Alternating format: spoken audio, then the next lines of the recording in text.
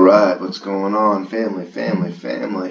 It's your boy 804 here, bringing you some more Amonkhet Premier Draft. I've had a lot of fun with Amonkhet. It is hyper aggressive, which can get kind of old, but what I'm finding is I'm getting past a lot of very strong mid to late game cards, and if you can just find a way to stabilize the board, you know, these decks with like Oasis Ritualist and stuff like that, they're not unplayable. I mean, those cards are still very strong, and you are going to run into situations, of course, where opponent just goes like 1-drop, 2-drop, you know, cartouche plus 2-drop, and you're just basically dead on turn 4 or 5. But for the most part, if you can just find any way basically to stabilize the board, those mid-range, over-the-top type strategies, they are viable, and they are still very strong. So just something to keep in mind. But overall, I do think it has been a very, very fun format. And so this is a decent little pack. We've got some pretty powerful commons and Spellweaver Eternal, Firebrand Archer. They both kind of play into the Is It Spells archetype. Cartouche is good in aggressive strategies. Splendid Agony is fine. Pretty flexible removal, but I think Ominous Sphinx is definitely the most powerful card in the pack. And I haven't actually had a chance to play with blue-black cycling very much, but you know, the floor on Ominous Sphinx is also just fine. Alright, so Supreme Will. It's good, it's flexible. I'm not a huge fan, to be honest. It's a very, very slow card. If you're drafting a bit of an aggressive strategy, it's fine. Don't mind the Naga Vitalist. I think green-blue is fine. Supreme Will is probably just the right pick, though. Keeps us in our colors. I like the Naga Vitalist, especially just because it kind of allows us to ramp into cards like the Ominous Sphinx. Manglehorse is pretty situational. I do like Sunset Pyramid. Again, ultra slow though. Essence Scatter's pretty good. That being said, I think Sunset Pyramid's just strong. I mean, just a way of getting some card advantage, as well as, you know, even after you've used up all of its counters in the form of cards, you do still get an opportunity to pay 2 mana to just scry every turn.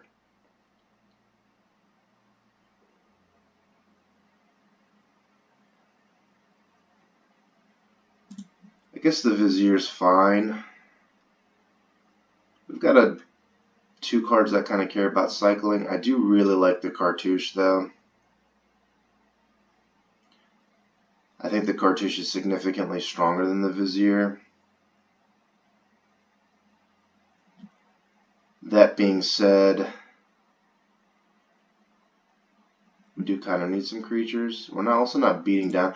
But, you know, if we're going to play a slower deck, the Cartouche actually does help us quite a bit to catch up if we fall behind.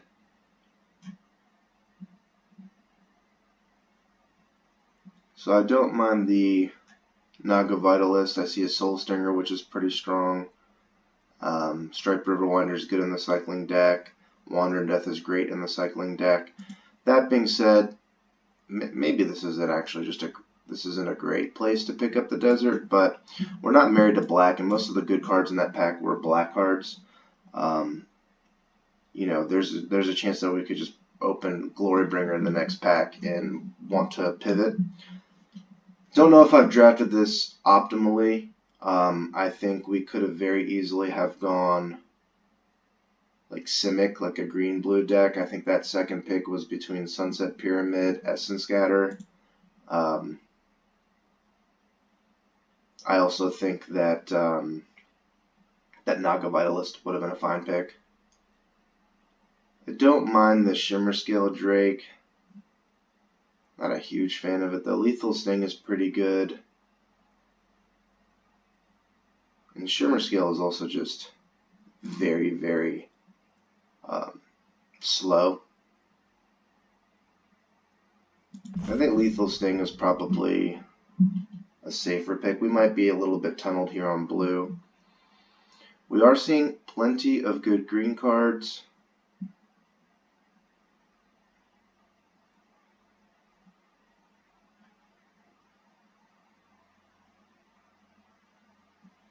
I don't mind Anointer Priest.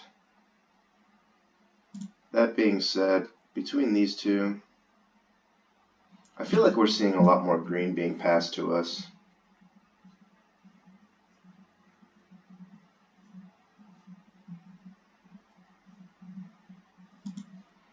I don't mind the countervailing winds. I think it's fine.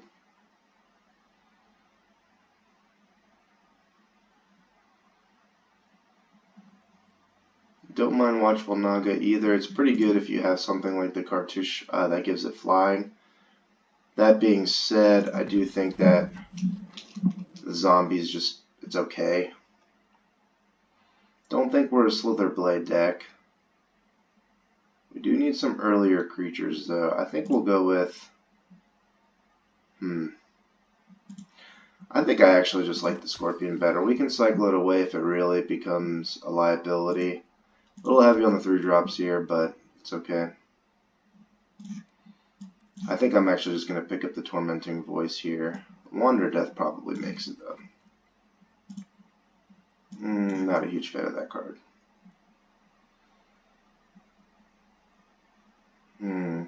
So not a terribly exciting pick. We're pretty far off from the rare. Blue Cartouche is fine. We don't actually have anything to really put it on though. So I'm not very excited about how this draft is going so far, to be honest. That being said, it's probably just the best card in the pack for us.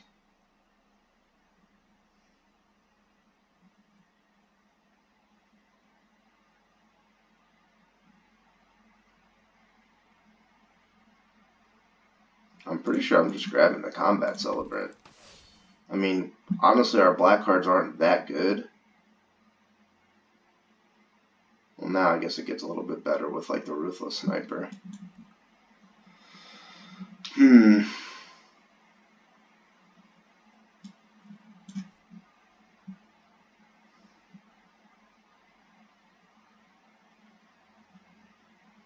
kind of feel like blue-red is just as strong, if not stronger, than black-blue.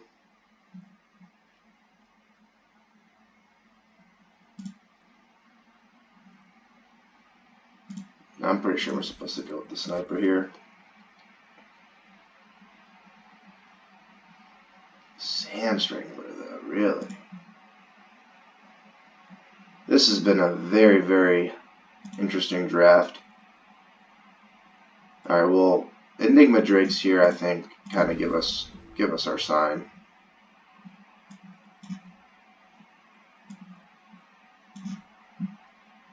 I do think I like blue-red better than I like black-blue. And if we see really any more red, I'm probably not going to see much red in pack 3, unfortunately. But if we can pick up a couple of deserts, I do think, love the removal. If we can pick up a couple deserts, I mean, cards like Sand Strangler become really, really strong. So the Vizier is definitely strong, but I also do like the Spellweaver. Spellweaver is probably a little bit more aggressive than we otherwise would normally be. I think I'll actually just take the Guardian there. Take a Strategic Planning.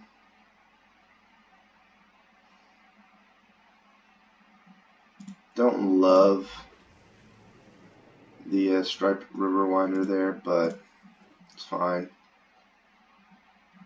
Here we'll definitely pick up a desert.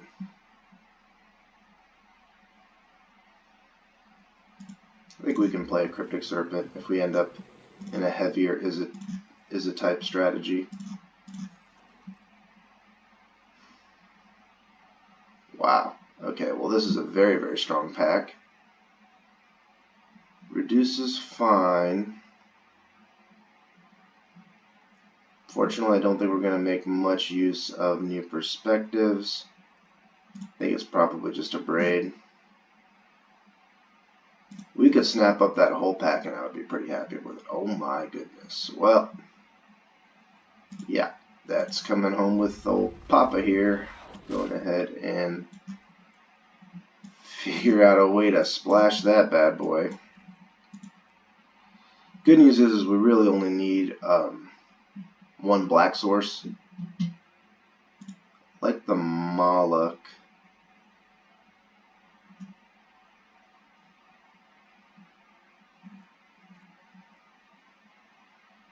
Thresher Lizard's fine. It's probably just the Moloch here, I guess.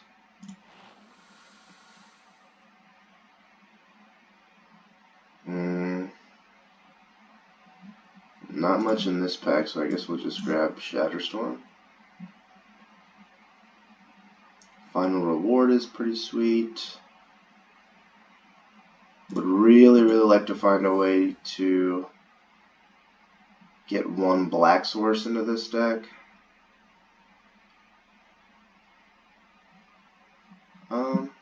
Guess we'll just grab the uncommon. I don't think Slither Blade is going to make our deck.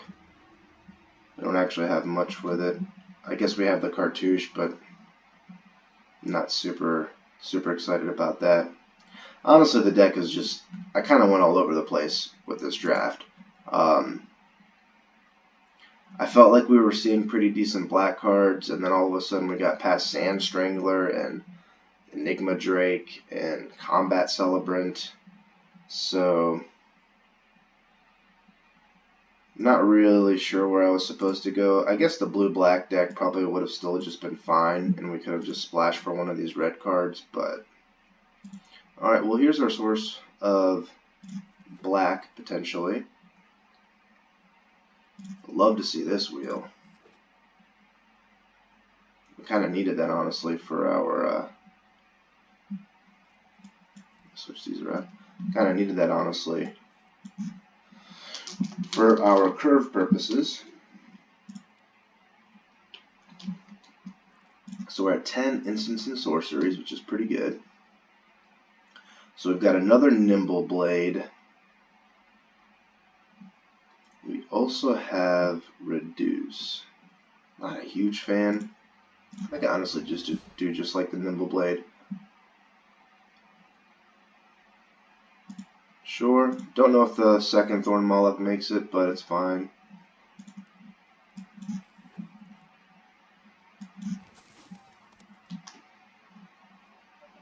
Alright, well, we have one pretty insane card here, so, you know, in the event that we draw the Scorpion God, we'll have one Swamp, one Evolving Wilds, and kind of hope for the best.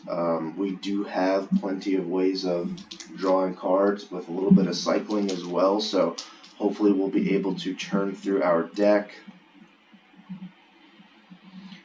Given the fact that we don't have a whole lot of double mana symbols, we've got a couple double blue cards, there is a chance that we could potentially play two Swamps. I don't love it, but we should kind of be able to, I think, be able to churn through our deck quick enough to catch it. We do have Tormenting Voice as well. Strategic Planning is great. Also, I guess there is always the chance that we hit Swamp and Scorpion God on our Strategic Planning, which would be pretty miserable, so we probably want two Swamps.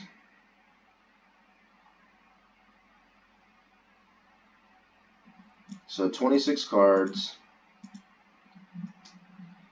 Don't think we want another Countervailing Winds. Grab these guys. Didn't actually mean to click there. Alright, so we are still down to 10 instants and sorceries, 12 non-creature spells altogether for prowess.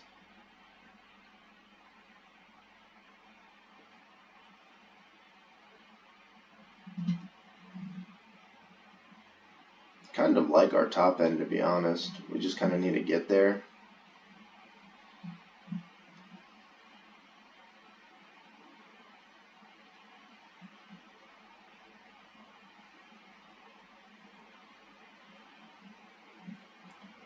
So, unfortunately, I don't think the countervailing ones are going to make it. That, of course, brings our spell count. Sorry, I'm clicking all over the place. So that, of course, brings our spell count down to 8. So I'm guessing one of these two guys doesn't make it.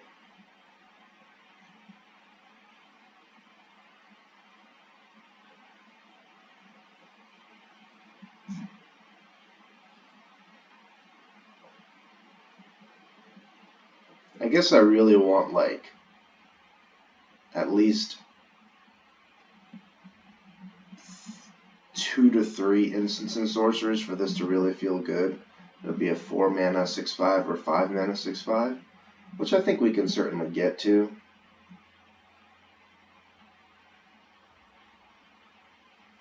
Not actually sure how good Combat Celebrant is going to be, but could be kind of a nice way to just alpha our opponent. Deemworthy's pretty decent. Not a huge fan of the Drake.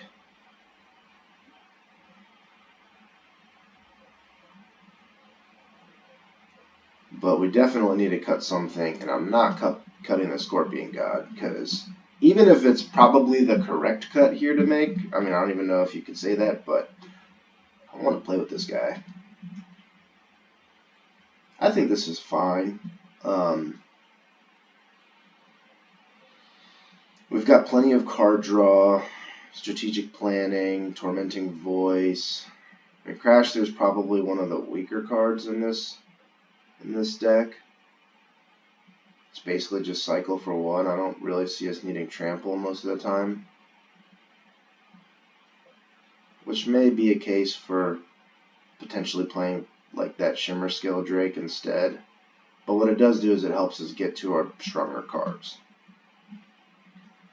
In terms of removal, we've got a Braid and Sand Strangler. We've got Deemworthy. Not great, not completely abysmal, but I think we're good with this. Maybe we're actually supposed to play Shimmer Scale instead of that guy, the Riverwinder.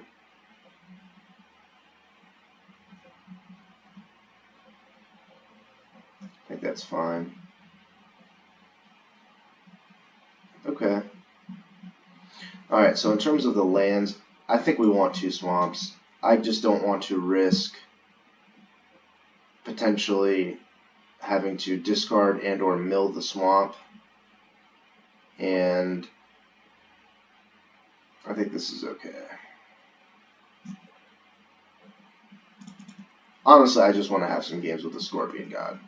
The correct thing to do here might honestly be to just not play it if we're just trying to maximize our win percentage, but come on.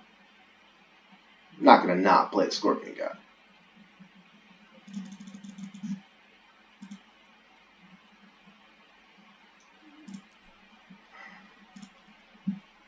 So, unfortunately, if we're going to make Sand Strangler work, we're going to need to find some room here for the deserts.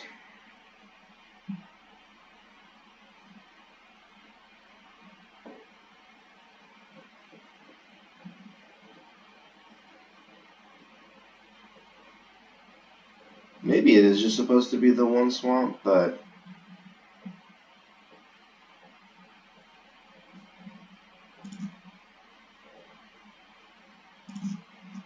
nah, we'll go for it. We're a slow deck. Good chances we just get completely run over by the more aggressive strategies, but and like I said, maximizing win percentage, there's a good chance we're just not supposed to play the Scorpion God, but that's not what I'm about. I pick up one of the most busted mythics in the format, I'm going to play one of the most busted mythics in the format. And And there is a chance, not a great chance, but there's a chance that if we're really just scrubbing out, we're at 0-2, I could potentially play blue-black and just splash 1 red mana. I don't really like it, but I could do it potentially, and play a Dimir deck just splashing red for Scorpion God. Sure.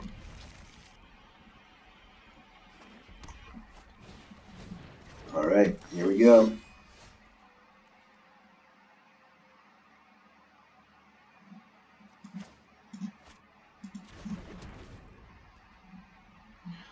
Nimbleblade does have a big old butt, so hopefully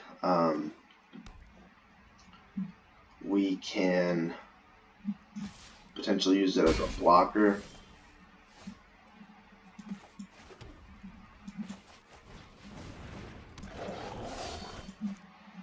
Drawing the additional island there leads me to believe that we might just be interesting. Might just be cycling this desert.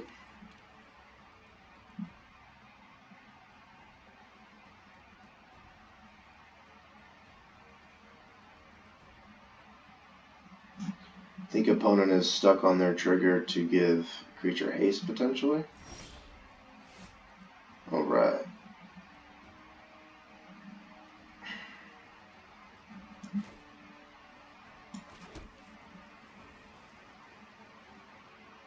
Don't really want to play Combat Celebrant into like a Magma Spray.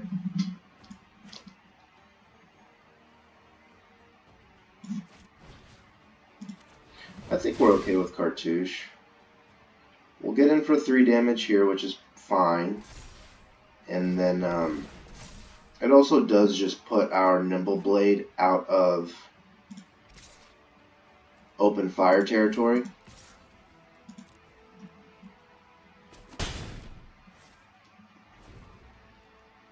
Which is pretty neat. Our opponent is on a Gruul strategy, so I don't expect them to be that aggressive.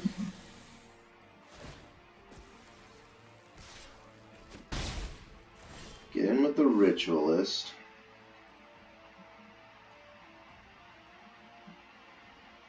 Okay.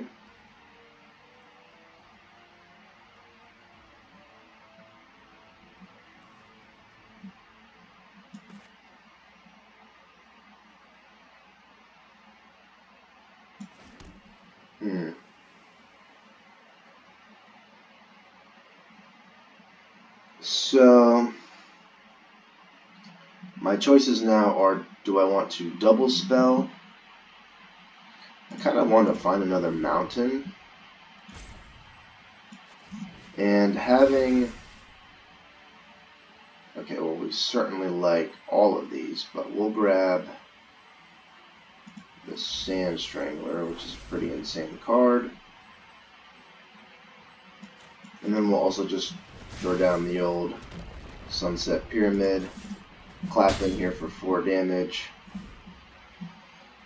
It's possible I was supposed to wait until they play their big bomb so I could potentially find a way to deal with it with strategic planning, but I figure Sunset Pyramid also kind of gives us that opportunity.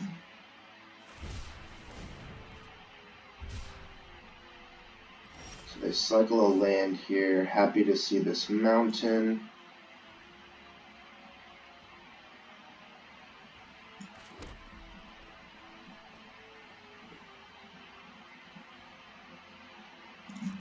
Alright, so let's see if they tap down the old Nimbleblade here. Sure. And by tap down, sorry, I actually mean make it so that he can't block. So we'll just slam Enigma Drake and plan on drawing a card. It's a pretty good one.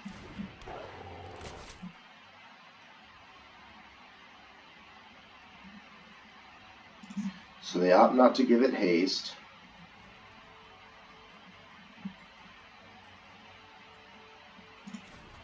So we'll use the Sunset Pyramid to draw a card instead of cycling the desert. Okay.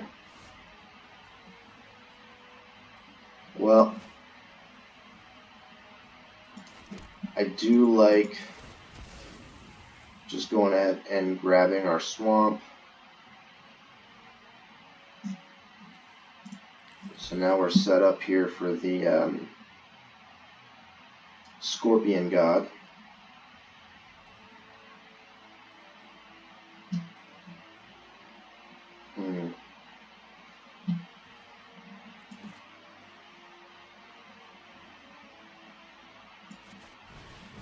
So I'll play the Combat Celebrant here. Obviously we still have, we're kind of still running the risk of getting Magma Sprayed, which would be unfortunate, but not a huge deal I think. And it looks like it's a goner. Open fire. Okay, so we'll actually take that, I think.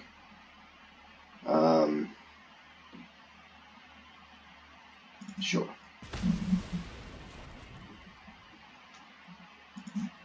Don't mind that.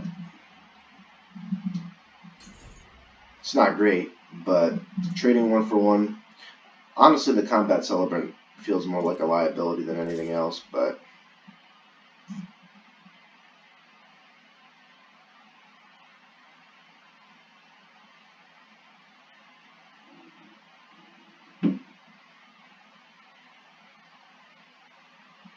so if our opponent has a combat trick, I think we just take this 4. We want to potentially swing into it first. That way, if he does have the combat trick, we might still be able to kill it with the Sand Strangler. We're going ahead and draw another card as well.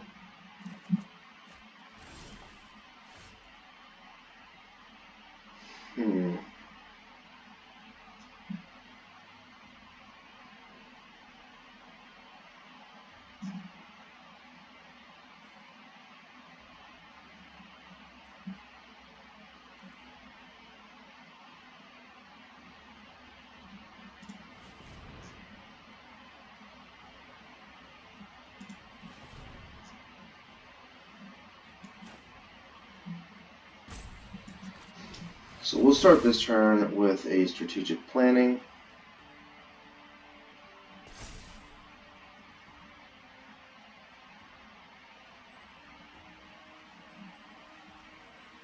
Okay, well I do like that.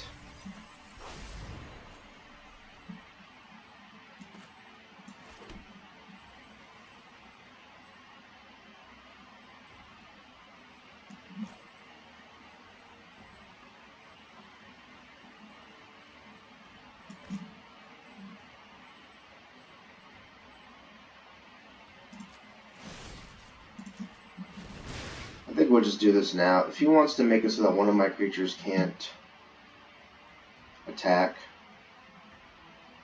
then it just kind of is what it is. So what does he have here? For 3 red mana. Okay.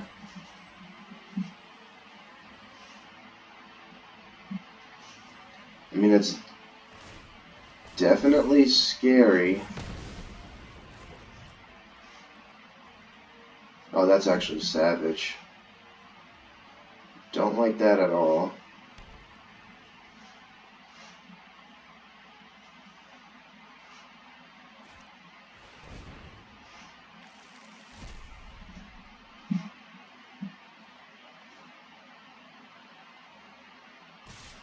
So we're taking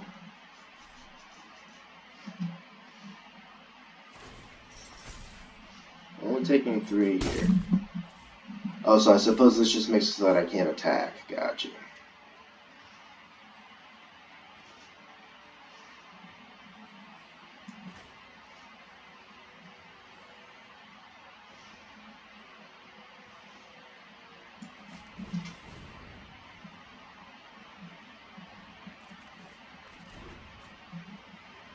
Okay.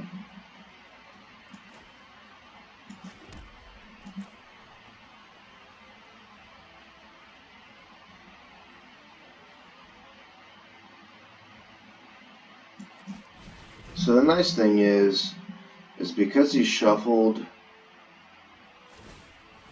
because he shuffled my Abrade back into my library, I will actually have an answer for this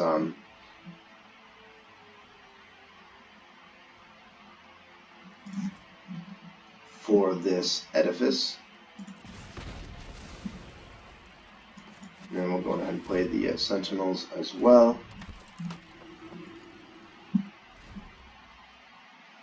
Sentinels can represent a fair amount of damage as well. So they cycle their land. Hoodie B, huh? It's pretty good.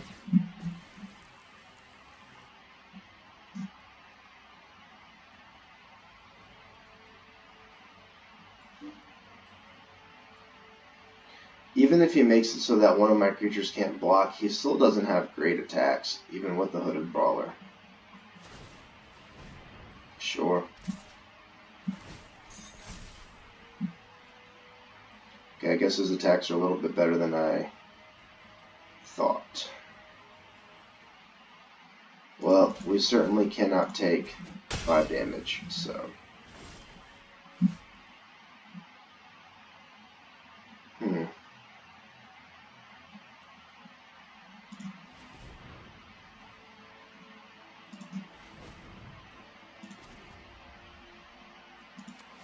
So we'll draw a card first here.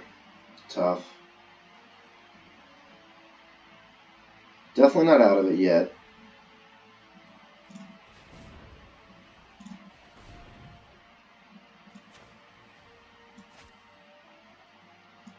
Going ahead and cycle the desert. That's nice.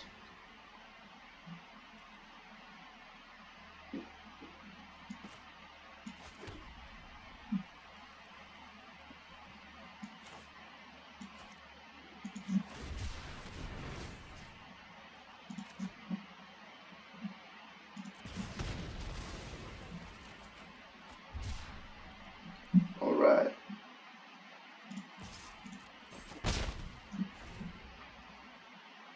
So, unfortunately, he can make the Sand Strangler unable to be blocked, and we're going to take a fair bit of damage here. So maybe that attack was a little bit too aggressive. But if he taps down the Edifice and gets in, makes it so that Sand Strangler can't block and gets in, we might honestly just be fine.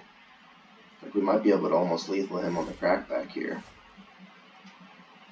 So, certainly should have put a stop on my upkeep there to scry. I'm going to do that now.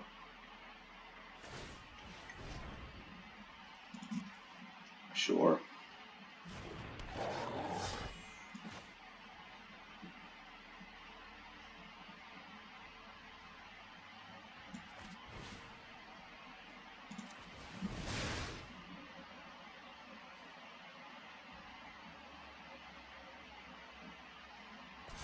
Cartouche was a pretty sweet draw here.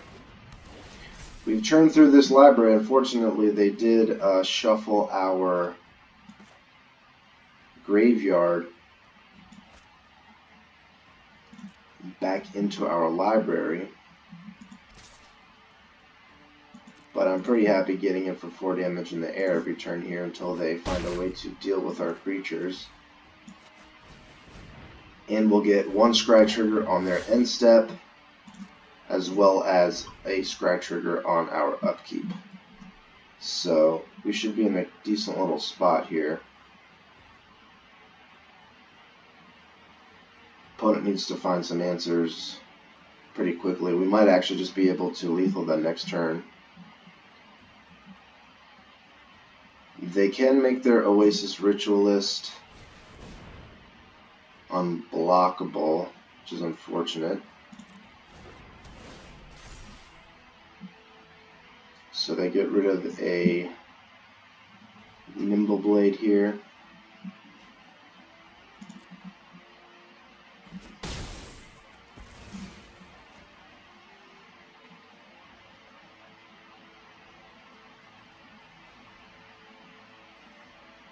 They could have made their Ritualist unblockable. So if they want to get in for 4 here, I think we're okay with that, maybe, potentially. And I guess we don't actually have much of a choice, right? We don't. Yeah, okay. So we would have just blocked with the Enigma Drake here. Close game, but I do like our position. We'll get a scry here.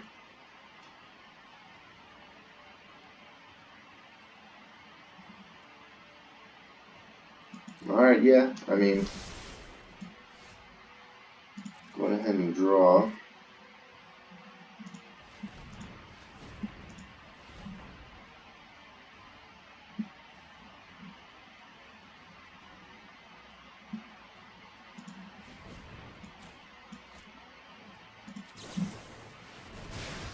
Get a couple of prowess triggers going.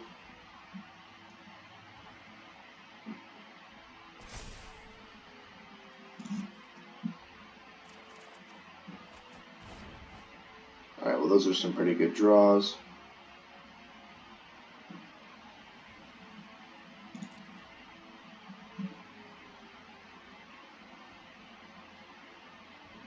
And we do get to... Oh no, unfortunately we can't double spell.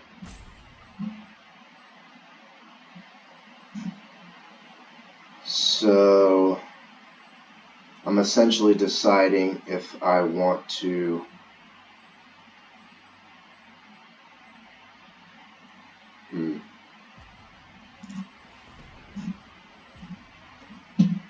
I think we still want to play the Shimmer Scale Drake. I don't imagine we'll find anything better than that, honestly.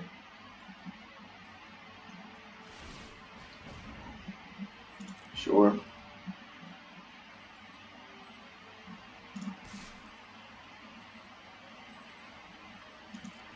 So we'll get in for 3 here. Just slam the old Drake.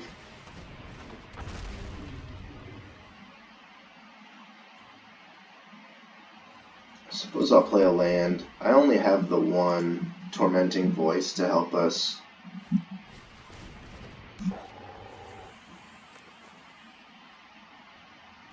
loot it away. Okay, so that doesn't actually help them that much. They can make it so that one of our creatures can't block, which I would imagine would be the Sand Strangler. They can then give the Scavenger haste, leaving us with 2 blockers to their 3 attackers, which I think we're okay with.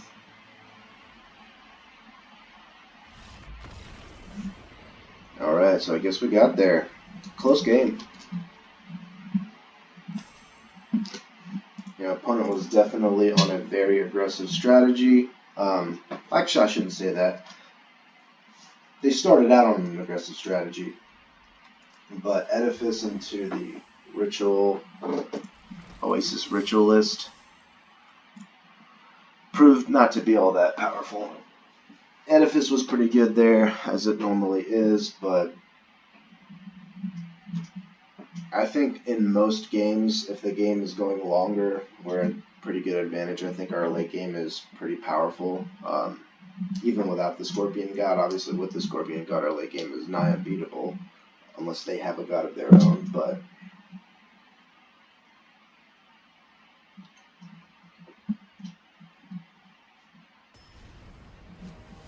I was a little bit worried when our opponent had the ability to shuffle our graveyard back into our library. You know, that turned our Enigma Drake from a 4/4 to a 0/4. We'll definitely keep this hand. We'll lead off on the old strategic planning into Thorn Malak, into Cartouche. Seems pretty good. You know, this deck is not probably going to win very many races, but it does have the capability of racing with all the prowess triggers and things like that.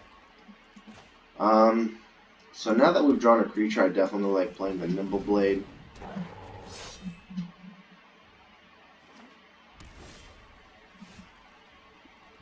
Okay.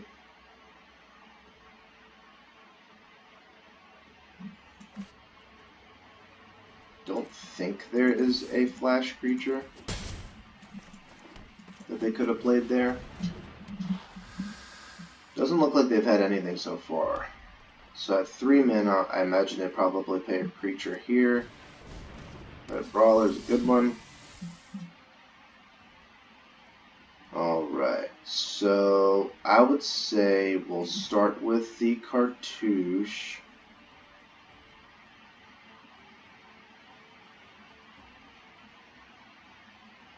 And I think I'm actually going to play on the Nimble Blade, because the Thorn Moloch is going to get First Strike anyways, as long as it's attacking, so that was a great draw. So let's go ahead and get in here. We've got First Strike on the Thorn Moloch, flying on the Nimble Blade here. You know, we're going to take a pretty big chunk here on the Crackback, but we also now have all of our colors, which is a great help. And, you know, depending on what our opponent has, if he's got something like Cartouche of Strength, we may need to consider... Yeah, sure.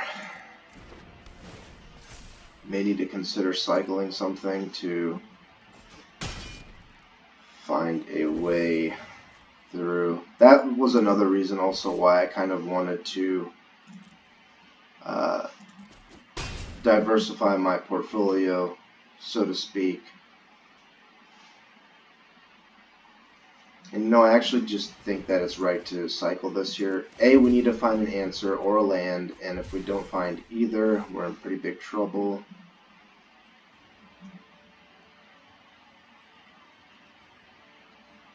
Okay, so not great, to be honest. I guess given the fact that we're not actually going to be missing out on a prowess trigger by playing the planning first, we definitely want to use it this way, I think.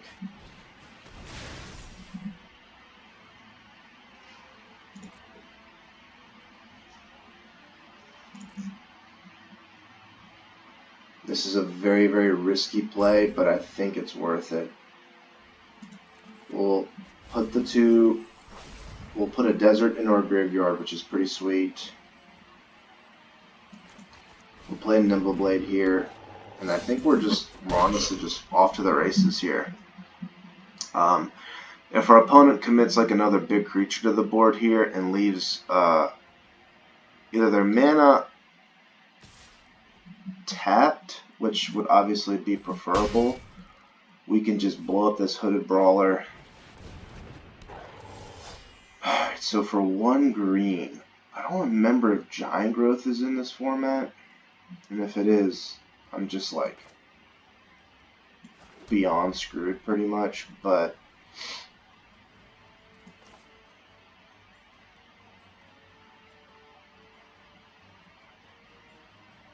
I don't think there's a way to give it hexproof. I think this is just the right play. Alright, so that's good news. Definitely not out of the woods yet. Our opponent can give their creature Menace, which would be unfortunate, but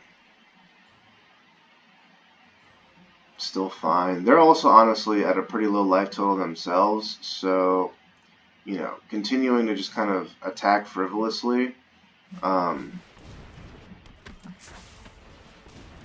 Okay, so they're tapped out, which is nice.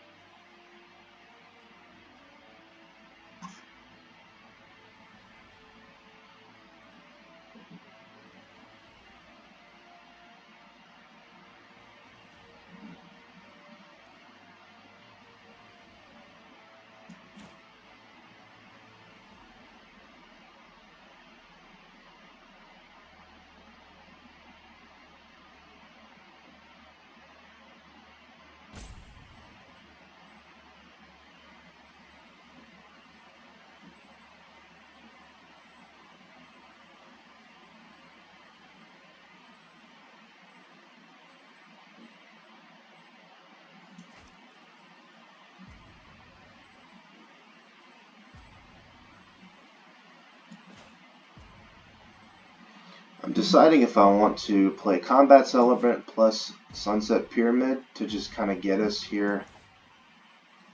To be able to both swing in this turn, or if it's just better to just slam a 6-5 down. The 6-5 seems pretty good, to be honest. Yeah, I think we'll just go with this. And we'll get in with the Sand Strangler. If they want to trade with that, they are more than welcome to. Sure. What I don't want them to be able to do is to just exert their Fervent Paincaster and just pick off my Combat Celebrant for free. And we'll still get our prowess triggers from Sunset Pyramid, potentially with maybe some better attackers.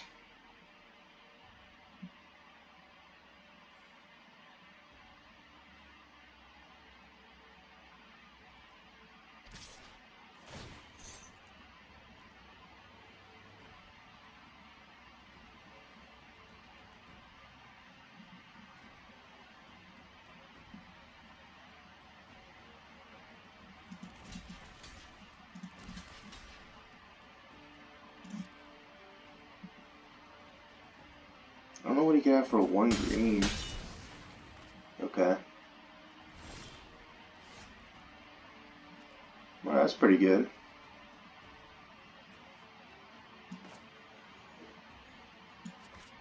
I think I like the Drake plus Pyramid here.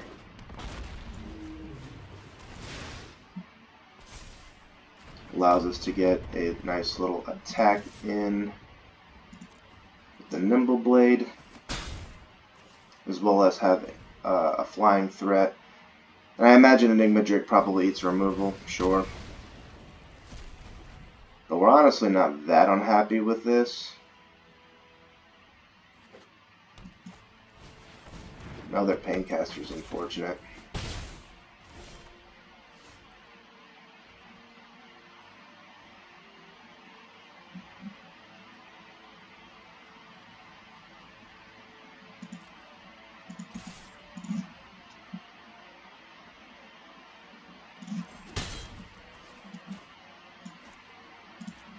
Just slam a Shimmer Scale.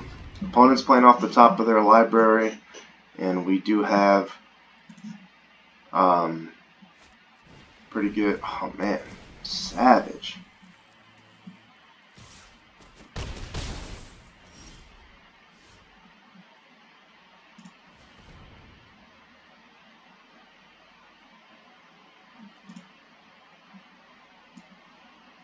I don't think we have that many double blue cards left.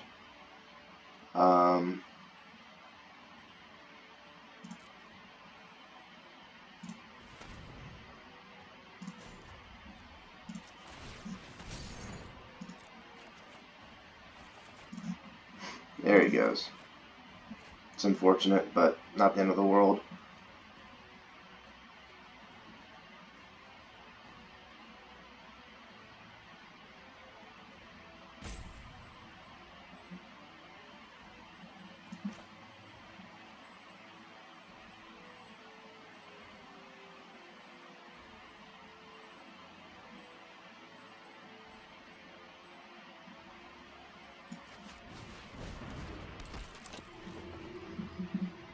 I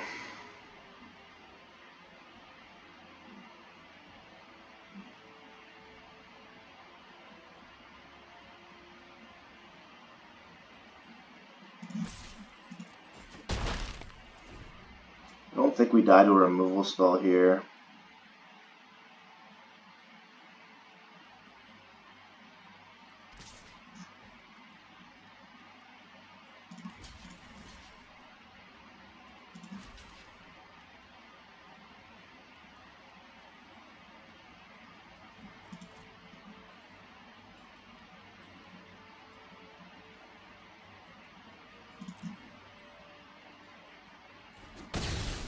Alright, so opponent opts to trade there.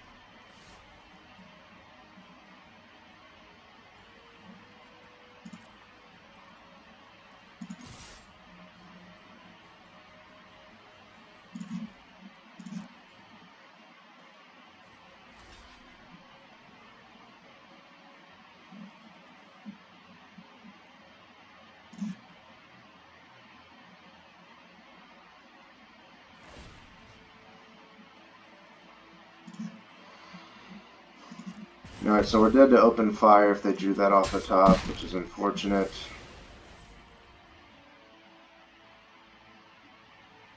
Oh, I guess I had lethal there if I had just used the crash through. Damn, that's unfortunate.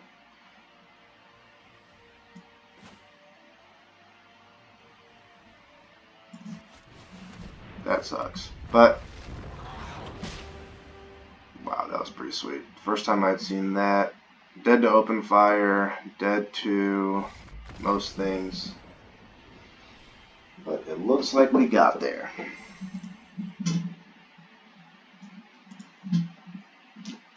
Didn't exactly get to use Scorpion God as well as I'd hoped, but certainly still a lot of fun.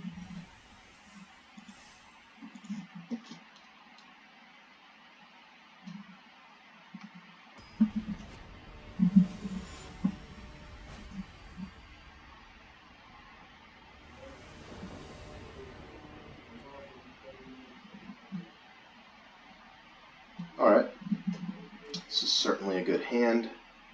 Got all three colors. We will eventually need double blue here for the Cryptic Serpent, but we're pretty far off from it anyways. Got a removal spell and a braid.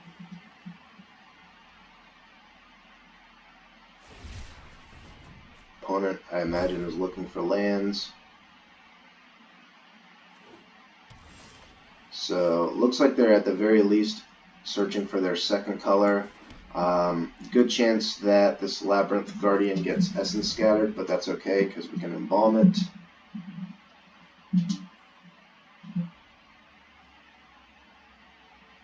They don't have mana up for Countervailing Winds. Could have also been Censor. But it looks like, sure.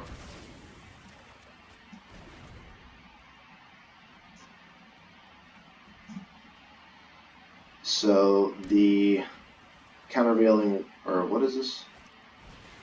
Excuse me, Winds of Rebuke. Alright, so, excuse me, Winds of Rebuke had gotten fizzled out because of the Labyrinth Guardian sacrificing itself when being targeted. So we're just going ahead and get the Moloch down here. This is fine. Opponent has not found their second color as of yet. I doubt they're on a mono blue strategy. We certainly cannot block this. So they opt not to tap down their creature.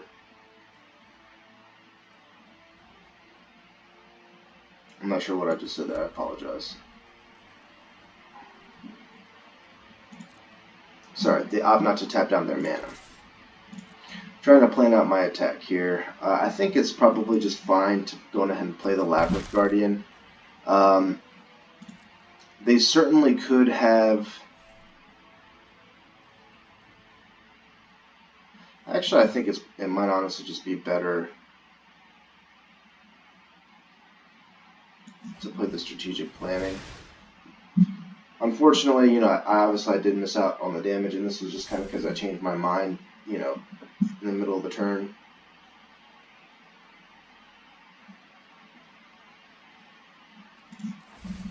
Strategic planning is just insane with Sand Strangler. Having the ability to both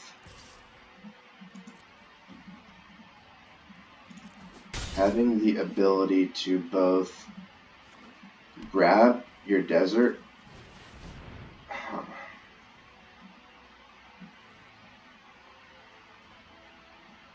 They have a 1-mana blue cycler.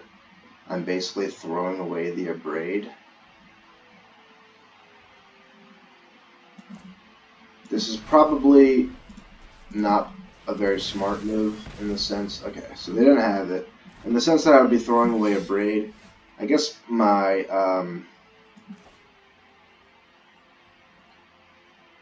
I'll call it my logic behind that play is I still get some value just by having Abrade in the graveyard because it makes Cryptic Serpent cheaper.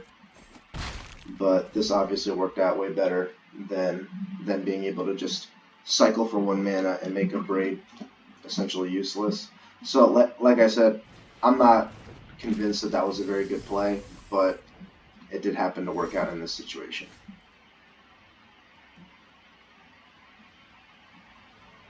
Alright, so if they haven't an instant to trade off with our Sand Strangler, I honestly don't think I mind that much. I think we're happy to just... Okay, fine. Sure.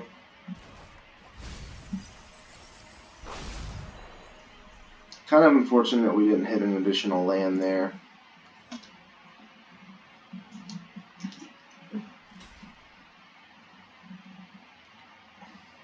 Fine.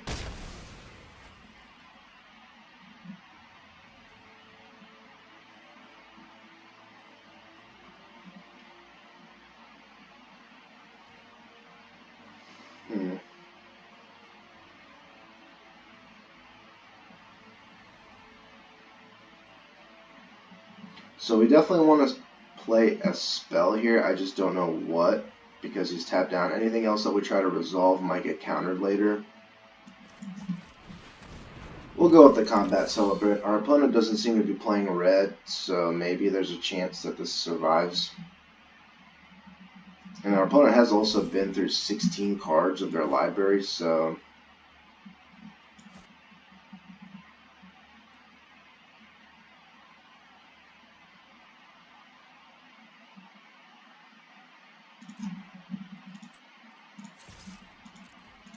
see if this goes through. It looks like it does, which is pretty sweet.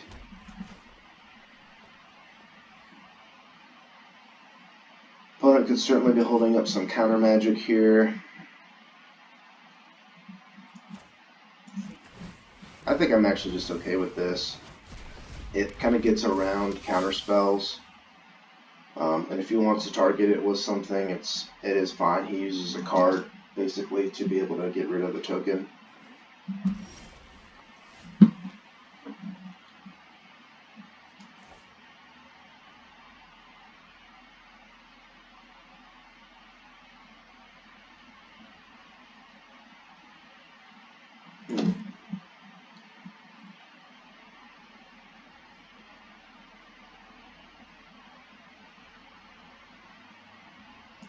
Alright. We're not going to exert here. I imagine he's got something. I guess he doesn't. Wow. Maybe we were supposed to exert and just go for lethal there, but it didn't seem like a great idea to me. I think we're just going to go with the Moloch here, and if he counters it, he counters it. Sure, we'll take it. You got it. Go ahead and pass. Don't want to overcommit to the board here either. We still have lethal this turn. This is fine.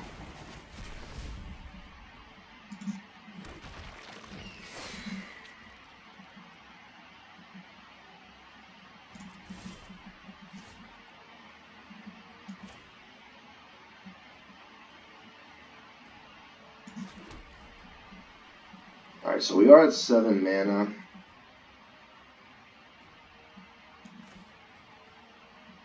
Yeah. So this will be lethal. Or I guess it won't actually be lethal, but what it will be is...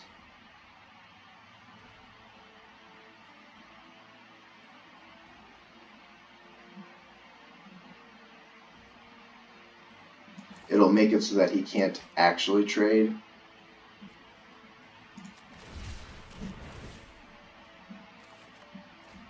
I guess he can. Well...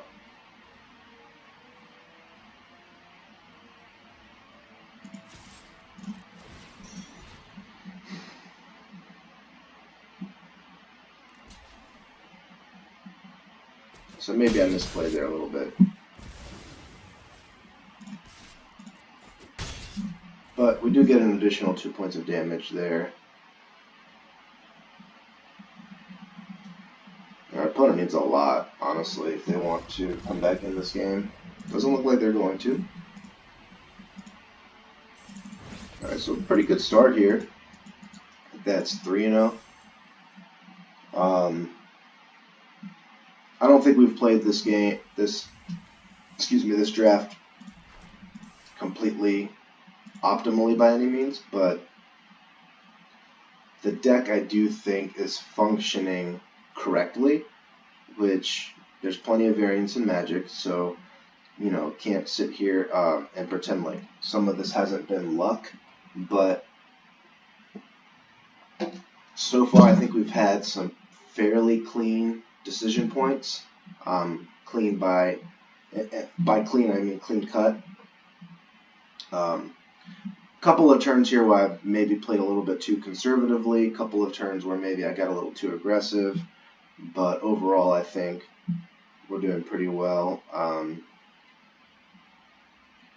One thing to note, especially with a deck like this that has a pretty powerful late game,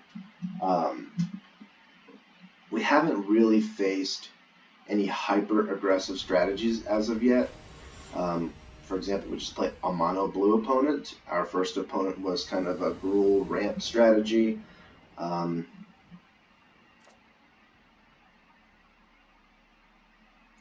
Pretty risky keep. That being said, we're 3-0.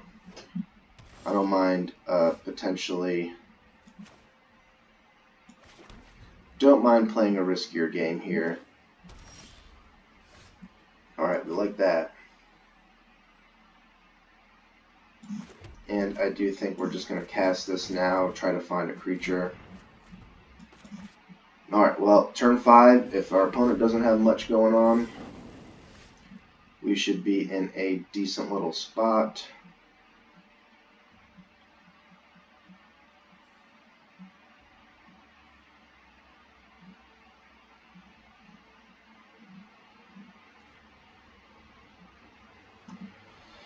So he can make the Pride Sovereign a 4/4 starting next. I actually think that we do just need to find something, because the Pride Sovereign is going to hurt shortly.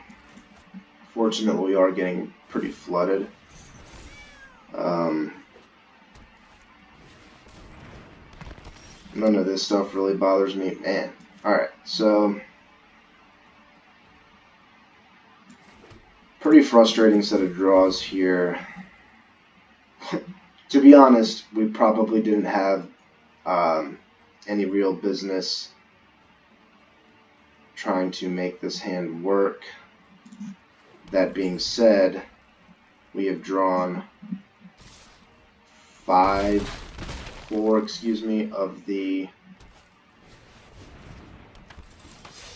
6 islands. Man, alright. Well, I guess at the very least,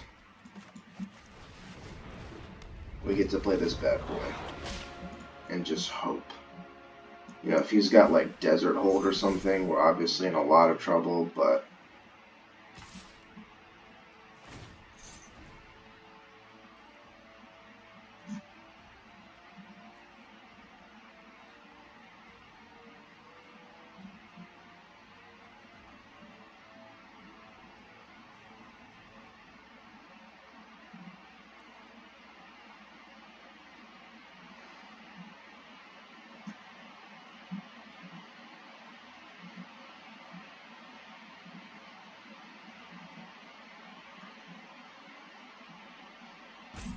so this to me kind of screams combat trick. Maybe not. Maybe he's just planning on exerting the Pride Sovereign.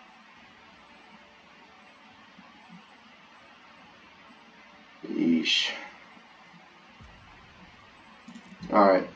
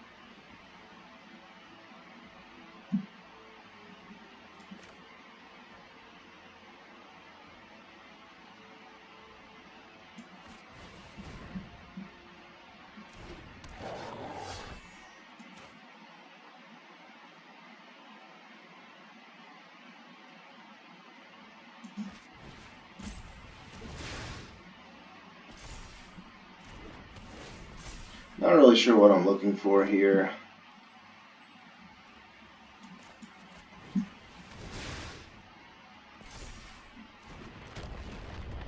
Honestly, mostly just wanted to get some additional board presence out here.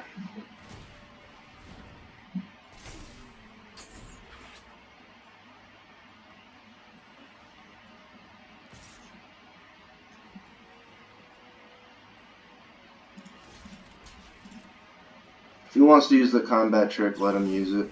Sure. We don't mind that.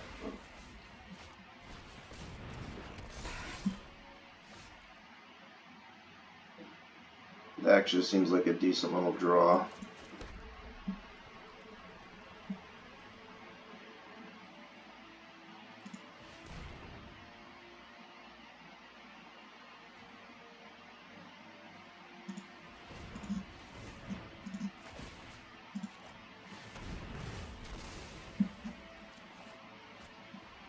Here we go.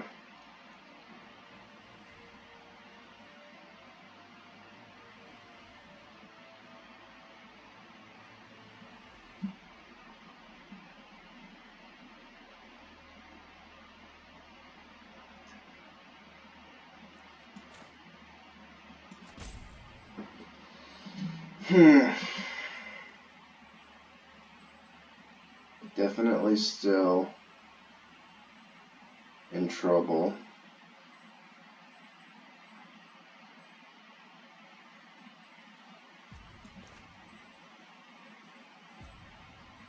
In fact, we're probably just still dead. Man.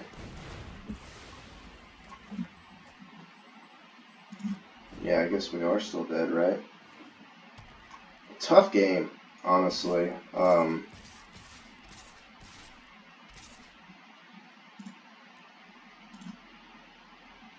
I mean, if our opponent doesn't swing with everything, yeah, okay. Good game. I don't necessarily think that we were in that bad of a position to keep that hand. Wasn't a great hand by any means, but getting that ultra flooded in the early stages of the game, just not having any form of an answer to Pride Sovereign, it did us in. We drew 3 or 4 different, 3 lands, I think, maybe 2 or 3 lands. It was an Evolving Wilds, I remember. I remember us just completely flooding out, basically starting on turn 3. And yeah, if I don't play a spell more or less until turn 5, we're going to lose a game to Pride Sovereign. We just didn't have, unfortunately, the power to push us through there. That's alright. This is a great hand. Definitely keep this. We're also on the play, which is sweet. All 3 colors. It's funny how we had just talked about variants and then immediately get ultra flooded. But man, this hand just gets better and better.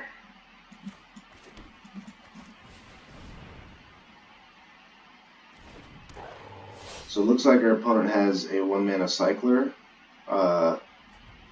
Could be the Horror there. Could also be like Nest of Scarabs or whatever. Or Scarab Feast. I'm not actually sure what it's called. Heck, my Sentinels is pretty sweet with Dean Worthy.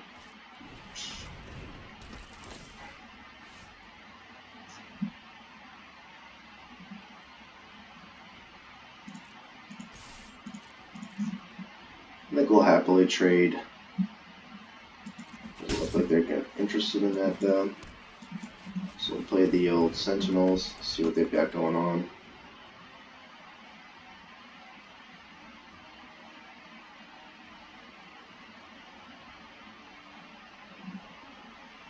Really wouldn't mind, I don't think, seeing... Okay, so they're blue-black. So they are blue-black cycling, which makes sense that we saw the 1-mana black cycler earlier. Wouldn't even mind seeing something like a Ruthless Sniper. Maybe they don't overcommit like that, but using the 1-mana at this point to cast the Sniper, unless they have a free cycler, which I don't think there is one in this format, we should be in a pretty good position, I would say.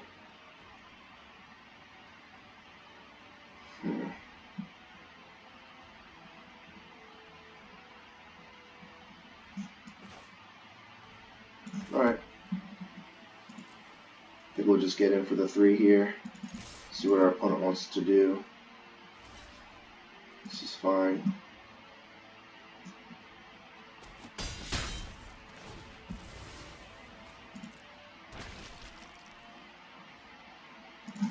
Alright, we'll pass. There's the horror that we mentioned before.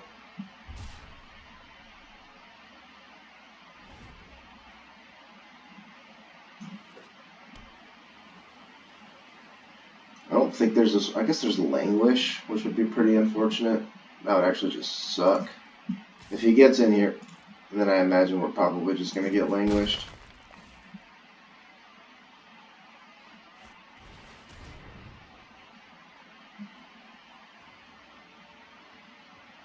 Okay.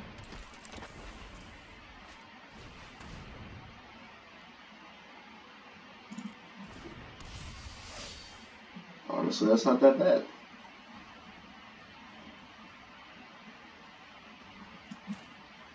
Alright, well, let's draw some cards. So it looks like our opponent is on a blue-black cycling strategy.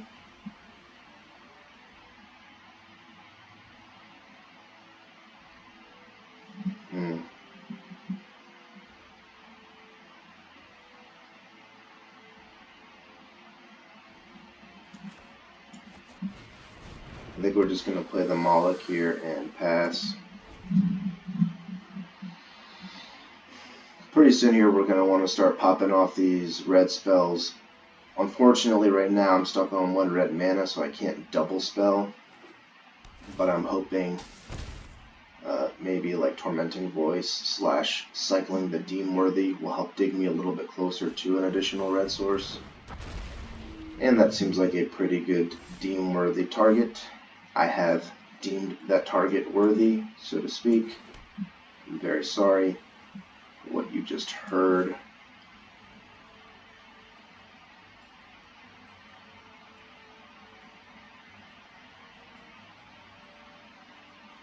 Yeah. It's possible that maybe this isn't like the best, but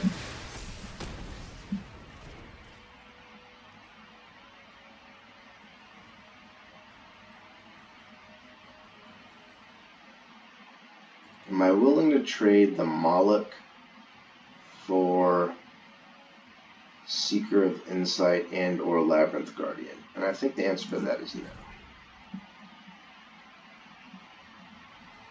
I mean, I imagine the later this game goes, the more advantaged we are, even though they are a Dimir opponent, given the fact that we have the Scarab God and they presumably do not have a mythic Scarab God, or excuse me, Scorpion God or Scarab God.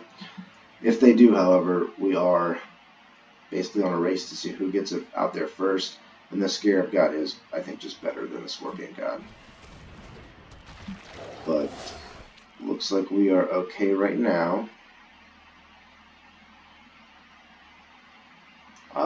What are some of the other things that we need to watch out for? I would say something like Archfiend of Ilfnir would be pretty difficult to deal with, especially if they really start to get into the cycling. Okay, we don't mind that at all. It's not the best, I guess, but certainly could be worse.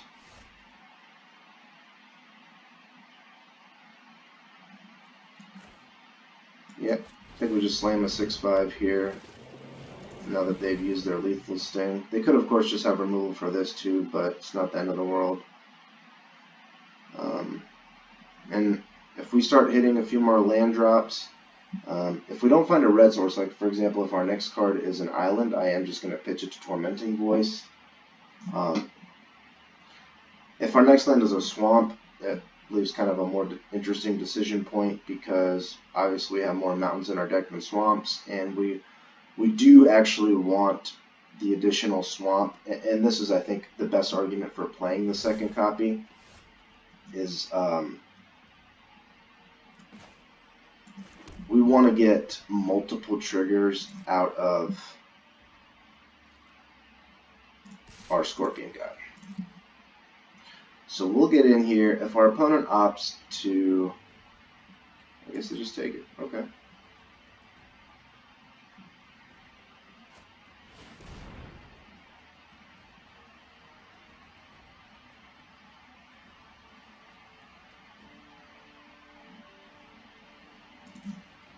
That's fine. I'm not actually convinced Commit to Memory is a particularly good card. Like, if they try to cast it now, I can just Supreme Will it. It doesn't really seem like it's doing that much. In limited, anyways. Maybe in a constructed format where you're really just trying to buy time, it's good. But this kind of seems more of like a rare bait, so to speak, in limited. It's a strong card in the sense that it's flexible for both spells and permanents. So, like, if I had a combat trick, for example, there, they could just put that away, and the advantage that I thought I was going to get from that combat trick is nullified, and then I guess you still get kind of like another card.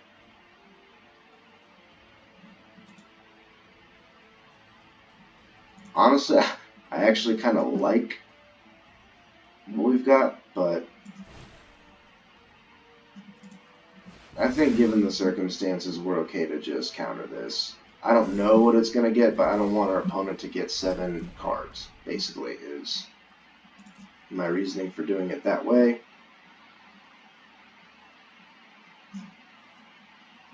Opponent can use Seeker here.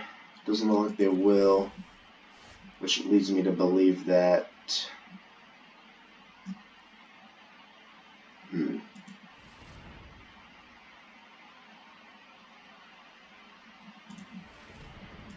So I'm only punished here if I have both Scorpion God and Cryptic Serpent.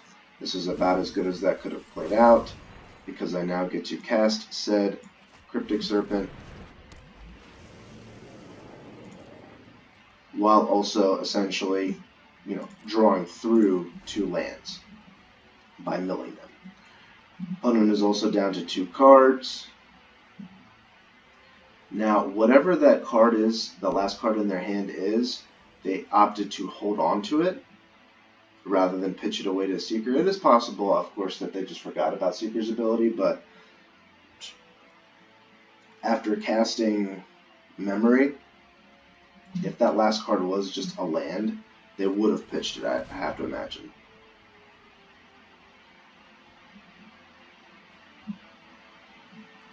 Alright, sure. Don't know if this is necessarily a great choice, but what it does do is it kind of fizzles his card. I'm up a card in that exchange, 2 for 1.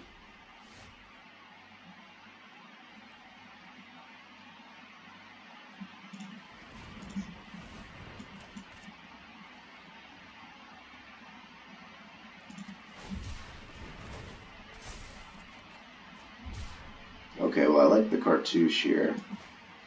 That is pretty sweet.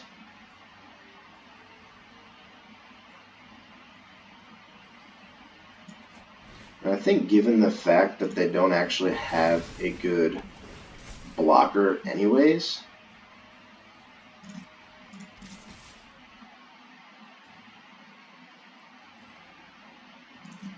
in the sense that they don't have a good block for the Cryptic Serpent, they can pitch their Seeker, but honestly, well, maybe not, but maybe that could have actually been one of the ways that they find an answer.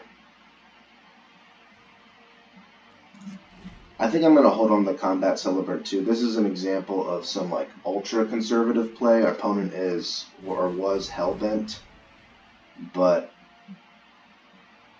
and maybe I get punished here because they find Riddle Form, which can kind of give them good amounts of value throughout the entire game, but I don't even know what their sweeper could be. Languish, I guess, would be the thing that I'm most scared of right now. It doesn't actually get rid of Cryptic Servant, but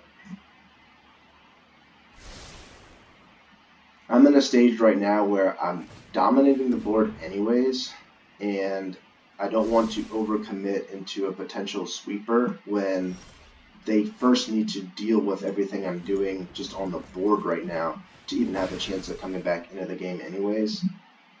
Here, I think we'll just grab the Drake.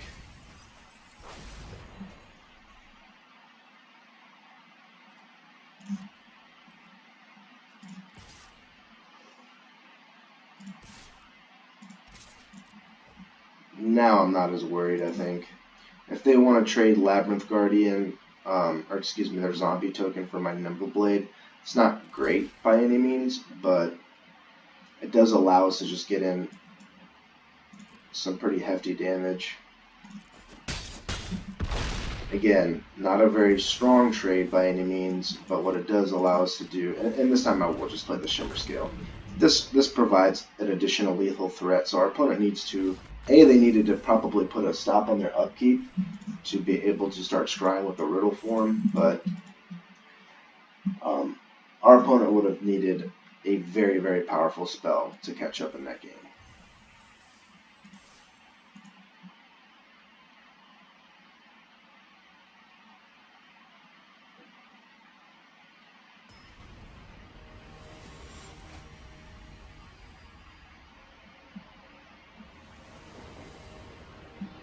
Alright. Okay. It's kind of a gross hand, to be honest with you, but certainly playable. The thing that kind of, the saving grace for this hand is the fact that we are on the play and not on the draw. On the draw, this would have been, you know, not even as fun of a keep as like that keep I had with the Scorpion God a few games ago.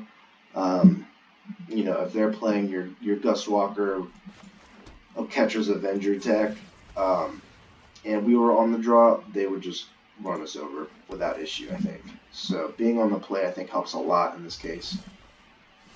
So our opponent is playing red. And I think we'll just crash through looking for additional lands.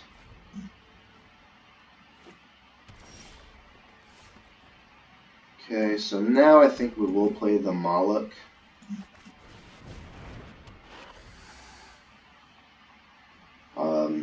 Maybe Combat Celebrant would have been a better play there, but tough.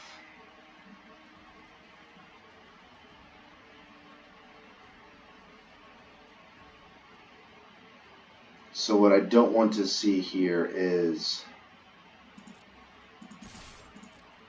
Cartouche of Strength.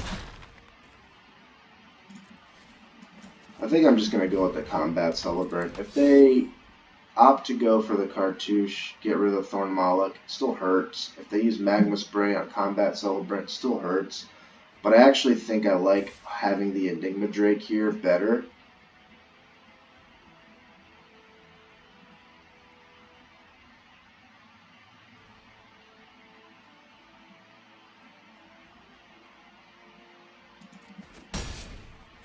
So I'll take the one hit and see what they plan on doing here. Okay, Ritualist isn't bad. Love to see the land there. That's a pretty big one, I think. And I think for this turn, it's probably best to just cycle this and get rid of the Hooded Brawler while he's tapped out. Helps us kind of churn through our library a little bit better. That's a great draw. We'll get in with the 4-1. If they want to trade for the Ritualist, I'm more than happy to. And it's possible maybe I should have held on to the... okay, sure.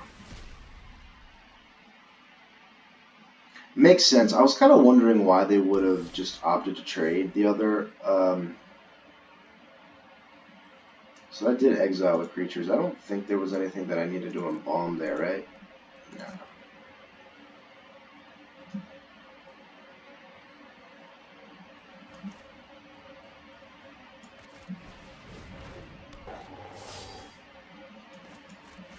Alright. I am holding on to the strategic planning and even potentially, you know, obviously I missed a land drop there, mostly because I want to see what his bomb is that he's playing all these Ritualists for. And basically trying to leverage that to be able to make my decision on what I need out of that strategic planning. Could have swung in for a point of damage there, but didn't really seem all that great. Okay, so there's one of them.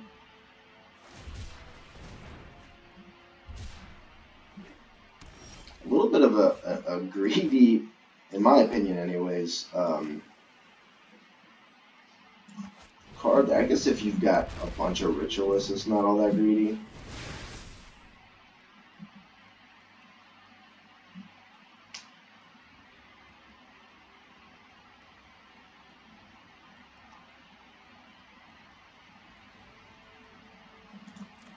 Alright. If we hit the Scorpion God here on this next turn, that's going to be very unfortunate, but I think it's fine. I think I would rather win than play the Scorpion God at this point. I don't know what his bomb is. If it's Sifter Worm, I'm in pretty big trouble, I would imagine. So, you know, that's fine. Actually has additional value, making my Enigma Drake weaker, but I think we're okay with that.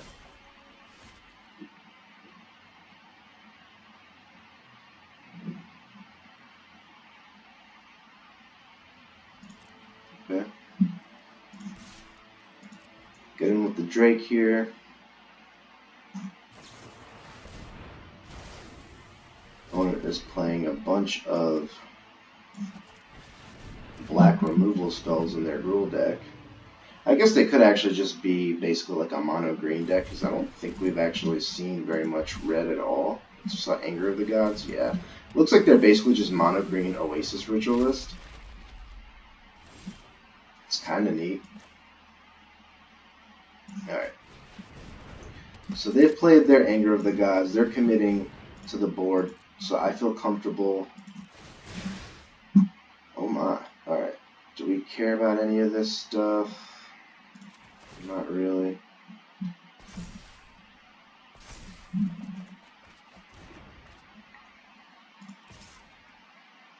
think we're just getting in for 4 in the air here. Opponent is Hellbent. They're playing directly off the top of their library. We're in a great position here.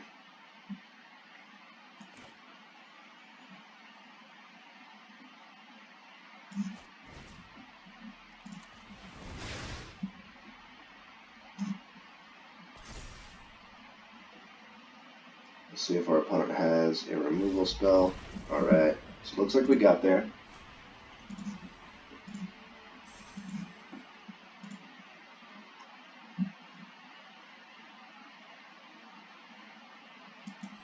I'm trying to also be pretty selective about my cartouche targeting.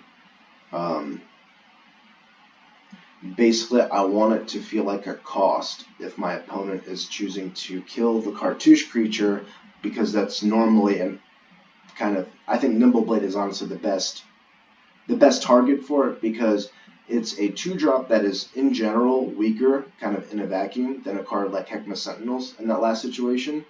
Both represent, you know, some pretty awesome power-ups if I'm either casting spells, in the case for Nimble, in the case for the 2-drop there, or cycling in the case for Heckma Sentinels. So basically, if our opponent had like a like an open fire or something in response there, if they hit the Nimble Kenra, whatever you say, then they're actually getting a worse kind of end of the deal, so to speak, because I get to keep the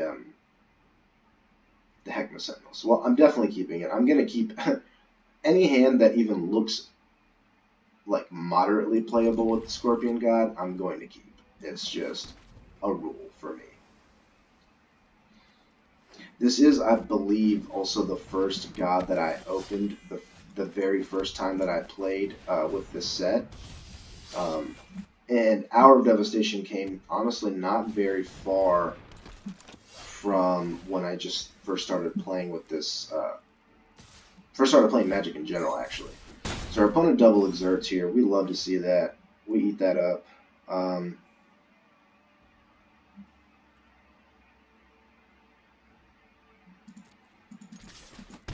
And I do think I want to just get on the board and crack back here. It's going to be pretty unfortunate if our opponent... Oh my.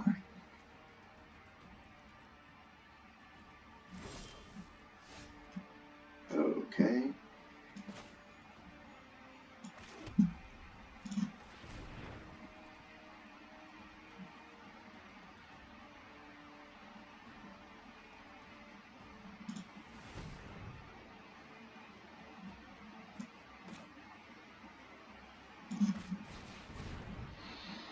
So we're trying to dig here for... Oh wow, these are all good.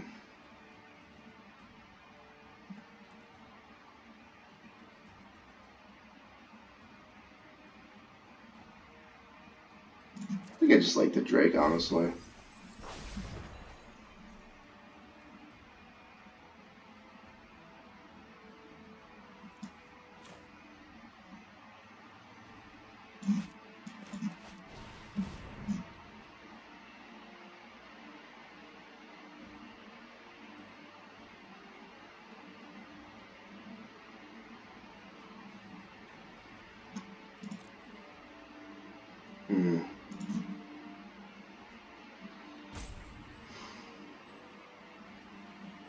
Guess we'll grab the land. Alright, well, seems a little counterintuitive, but my thought process is here, if you trade with the Combat Celebrant for your Bloodlust, it's fine. If he plays a 1-mana spell, then the Celebrant is just dead anyways. This way, at the very least, I get an additional attack step in there, so it represents a little bit more damage. Don't know if that was correct. Didn't feel great, honestly, but that is just kind of the risk you take, I would say, with playing Combat Celebrant, is the fact that it's... Okay, this is kind of cool. This guy's doing all kinds of stuff. Oh my. Opts to Exert as well. Don't know if I like that play as much.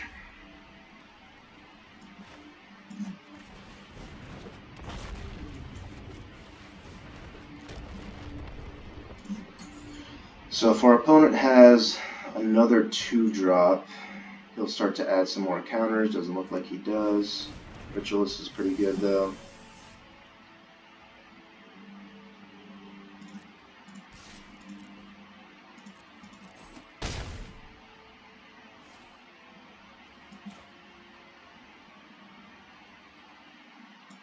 Doesn't seem like our opponent is really playing like he has a sweeper. He's committing everything to the board, so I mean, I guess Imminent Doom has its own value. Opponent does opt to target the face here, which is, I think, is kind of interesting.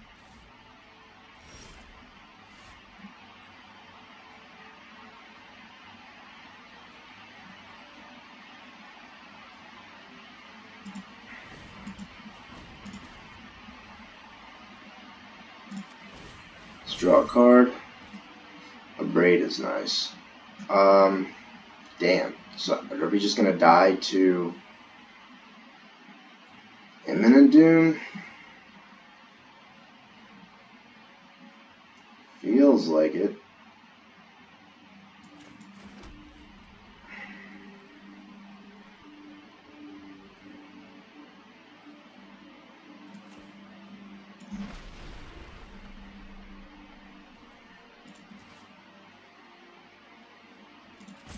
I absolutely hate making this play, but what it does allow me to do is it gives me a 2-turn clock here with the Enigma Drake. So if an opponent has a 3-drop here, which honestly, in my mind, feels like they... Okay. To me, that just kind of felt like they... Does this guy have trample? No. Okay. Well, I guess this is just the opponent kind of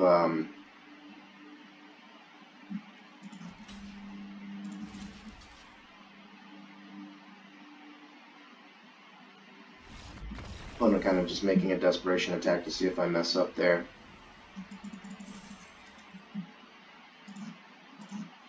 Alright. So I guess we got kind of lucky maybe that they didn't draw a 3-drop there, but the whole Imminent Doom thing to me is another one of those like rare baity cards. Maybe it's good, but you kind of have to be running a critical mass of 1-drops to like play that on turn 3 and then also play a 1-drop immediately after it. You're going to want at least, I would imagine, like 3 to 4 1-drops in your deck to even make Imminent Doom worth playing.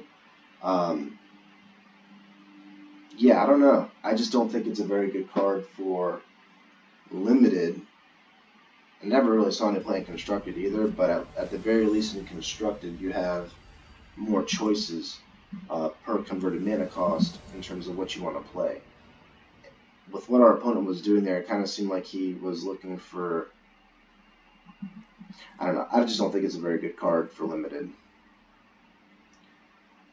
Speaking of not being very good for Limited, we're keeping it. We're on the draw. We draw an island. This hand is beautiful. Yeah, well, it's not an island, but at the very least, I guess we do hit one of our swamps.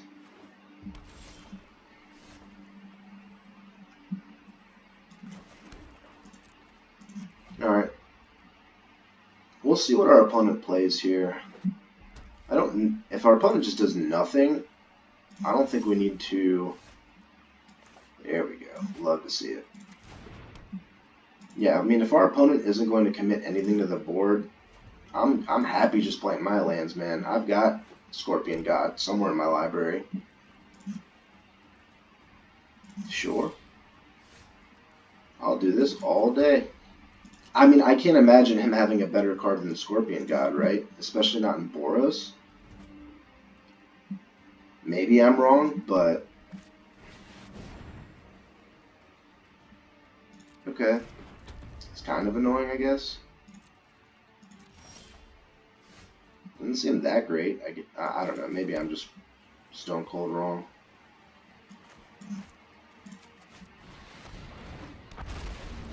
And then this next turn we can go a Braid plus Sand Strangler to get rid of this Gilded Ceradon.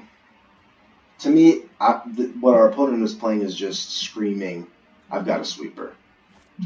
It's tough.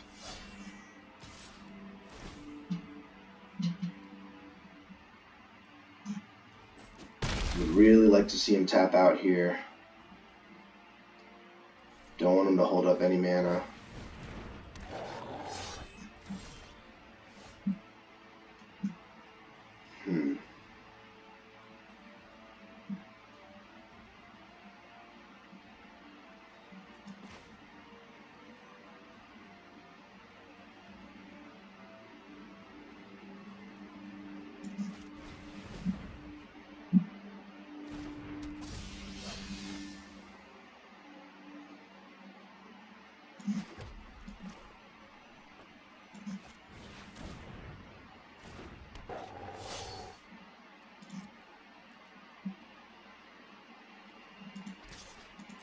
Didn't need to play those creatures that early on in the turn.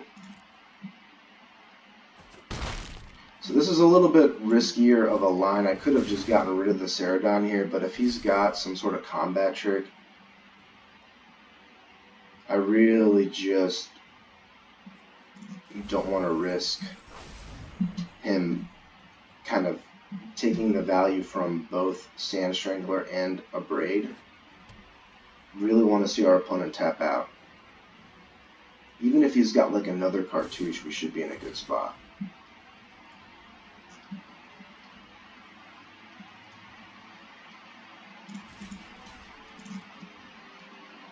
We'll trade the Ken right here for 5 damage.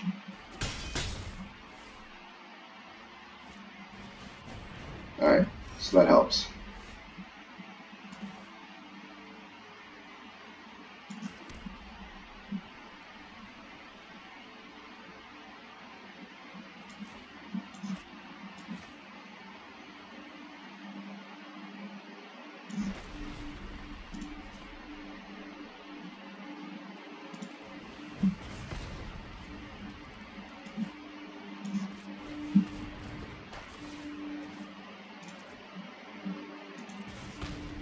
So not exactly a 2-for-1, but not bad either, I suppose. Not in a great position, though.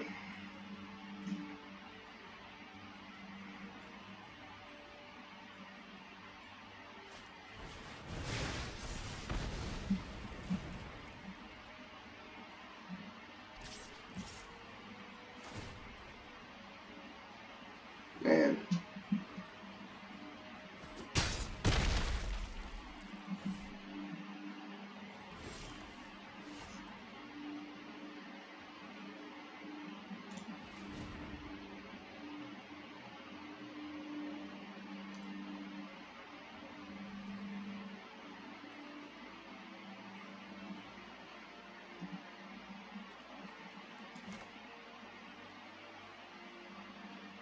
Alright, we'll go with the planning here first. See if I can't find a removal spell or something.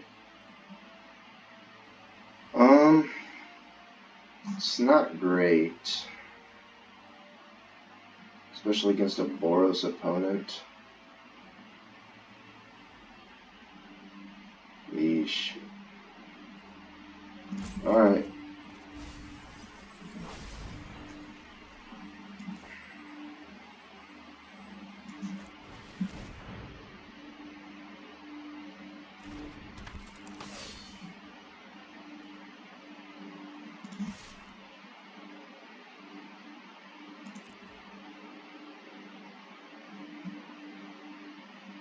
Honestly, untapped land there probably would have been my choice because it would have allowed me to also hold up Supreme Will.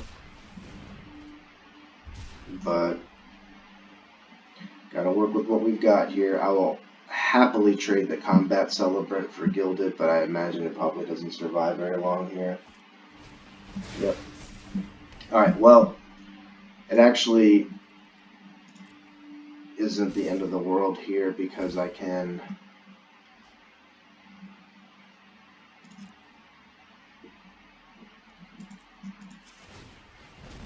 gain a little bit of life at least. Brings me to 9, but man, I really need to find an answer here soon.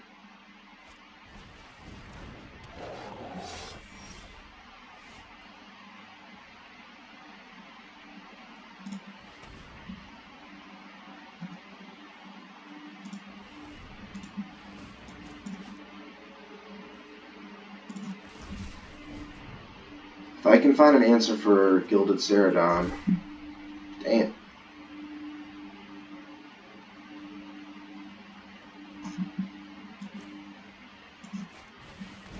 Yeah, I mean, maybe I guess it was just wrong to be attacking with the Shimmer Skill Drake. That probably just cost me the game.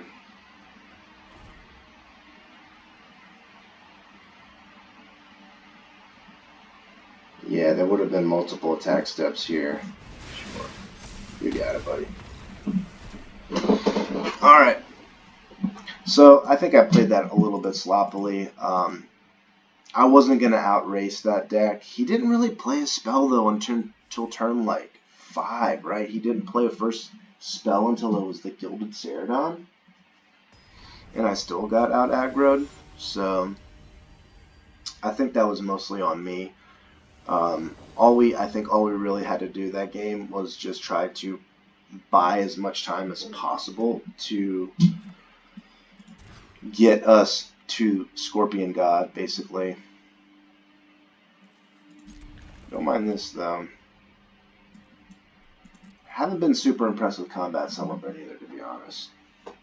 1 toughness in this format is just kind of garbage.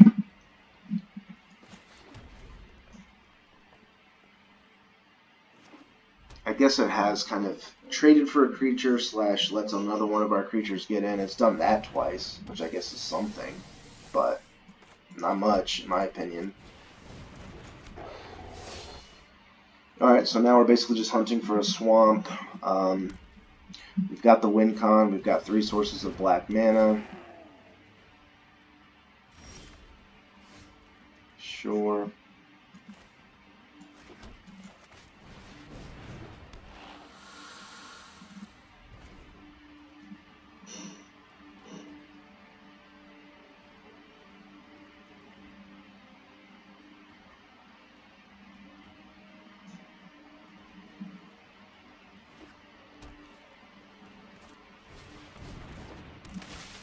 Kudu's pretty good here. This is getting real ugly.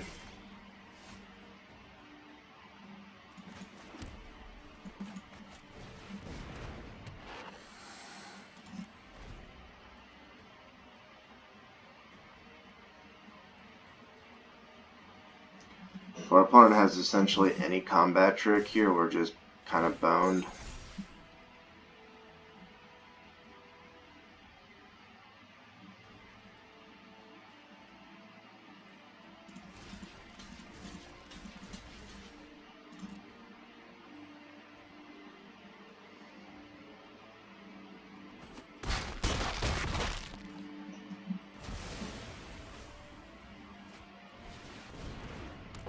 Alright, it's basically just swamp or bust.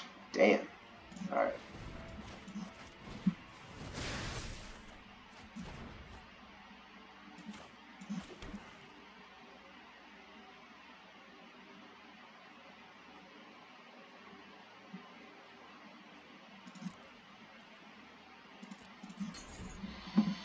Alright, so we can just chump the bitter bow here, slam Scorpion God.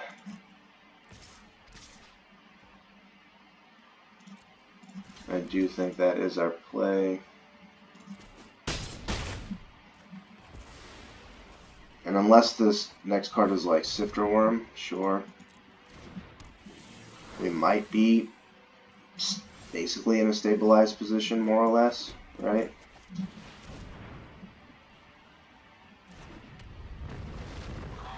This, I imagine, is probably a pretty frustrating card for the opponent to deal with, because not only does it represent a creature that's just going to continue to recur,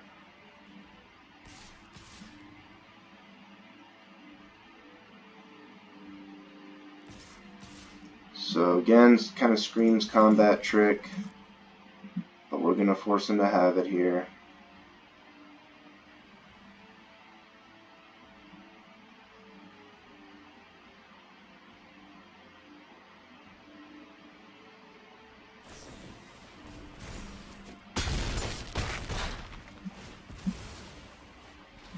Whew, this is getting real tight.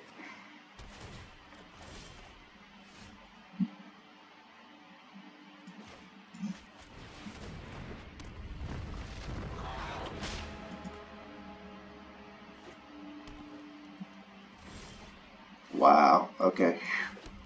The fact that they didn't attack there was just insane.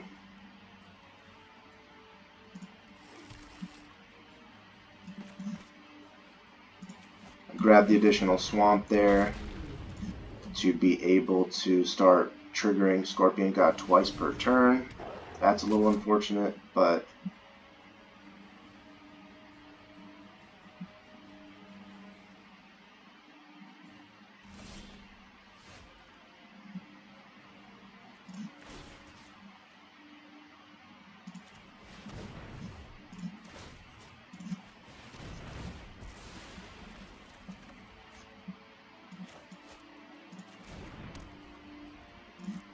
and we are basically just going to try to utilize the Scorpion God for value as much as possible for the rest of the game. Opponent got us down, you know, to a pretty scary total here.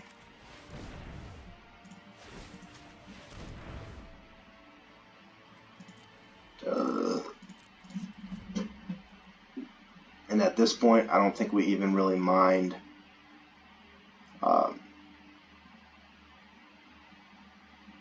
just basically using the Scorpion God for value every turn until our opponent has a way to deal with it, which I'm not even sure there is.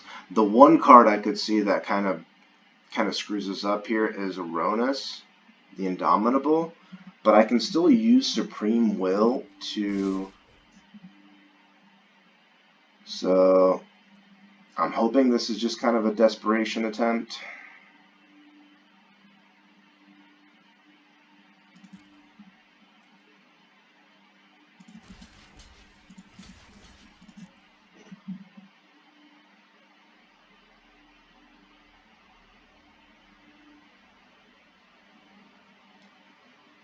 I don't know what our opponent could have. Okay. So it's now a 5/5. Sure.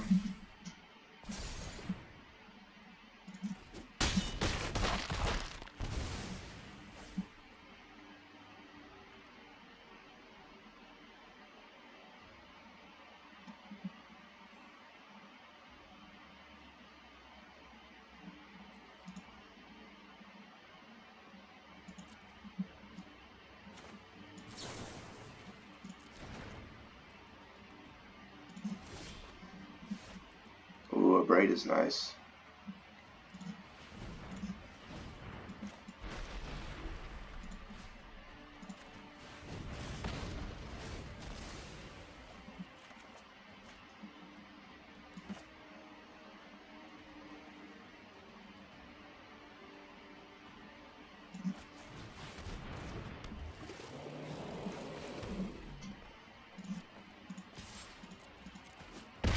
So now we can start getting in on the offensive here. I'm pretty happy that the one game we actually get to play with the Scarab God happens to also be for our 7th win. That is a real treat.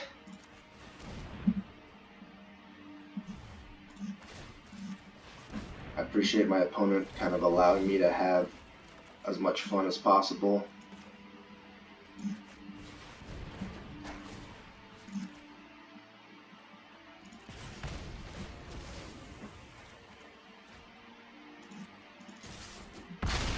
Very sweet of them. Maybe there's a deal 4 damage to face card in the format that I don't know about, which would certainly suck. But even if it's something like Hour of Devastation at this point, I think we'd be okay. Great game.